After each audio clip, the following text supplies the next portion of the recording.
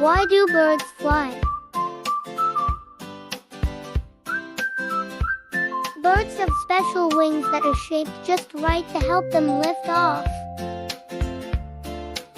They also have super strong chest muscles to flap their wings up and down. Bird bones are light and hollow, perfect for flying through the sky.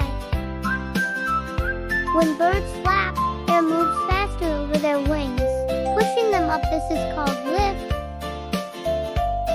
They tilt their wings and tails to steer, glide, and land safely like little pilots. With the right shape, strength, and smart, birds make flying look easy and fun. Thanks for watching.